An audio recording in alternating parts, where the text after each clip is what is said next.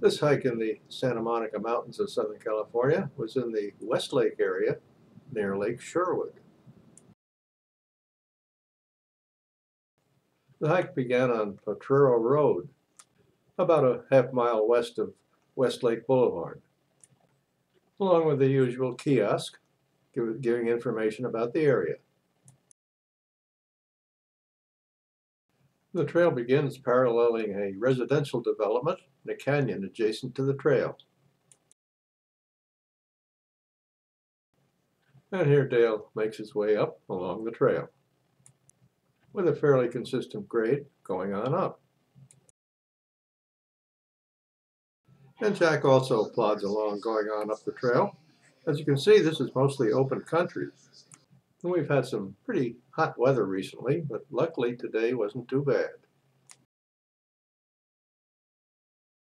And as we work our way on up, we can look back and see the trail that is cutting us here. And then we reach a T intersection with one branch to the left going on up to an overlook of Sherwood Lake, and the other to the right continuing on up to the crest line. And that's the one that we're going to take. And then a short way up this trail, we can again look back and see the side hill trail and the subdivision in that canyon below. And we can also look back over and see that trail T intersection and the side trail that works its way on up to the overlook of Lake Sherwood. Actually, we're going to bypass that one this time, as we have been there before. And so we continued on along the trail, along the ridge line. This portion of today's hike that gets us up to the ridgetop we have done before, along with this view of the subdivision down below and the view to the south.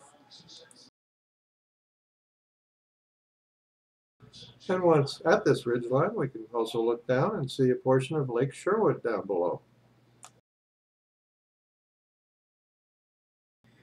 And then we reach another trail intersection, one direction being the White Horse Trail Loop, and the other being the Conejo Crest Loop. And we're going to go for the Conejo Crest Loop, where we haven't been before. Before long, we find another trail that leads down towards the valley down below us. And this one is a fairly steep descent, and with lots of rocks along the trail. So it required keeping your eyes pretty well on the trail as you made the descent. And then we arrived at a quite grassy and quite beautiful valley. This valley had lots and lots of oak trees and also an old abandoned cabin, which cabin also showed some evidence of present-day partying. For us, however, it gave us a chance to relax a little on the stairs to the cabin after our hike down here.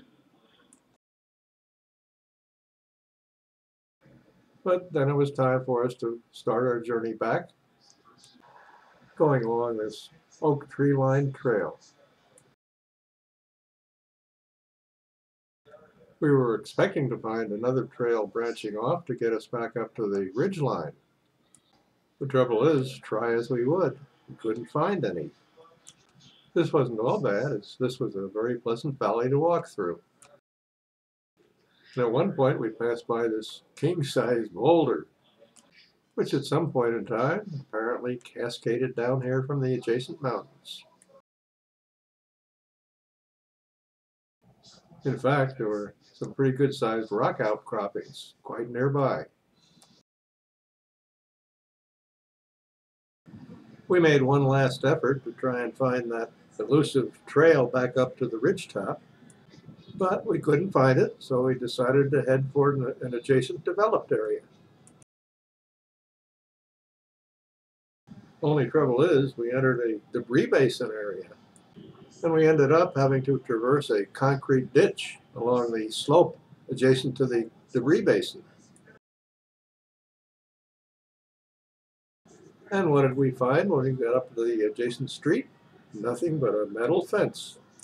We spent quite a bit of time trying to figure out how to get ourselves over that fence. We finally worked our way along the fence to the gate that gave access to the debris basin. Dale went down to check out the gate, and would you believe it? It was unlocked. And would you believe it?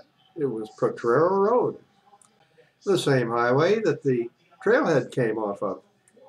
Trouble is, we were still half a mile or so from our starting point.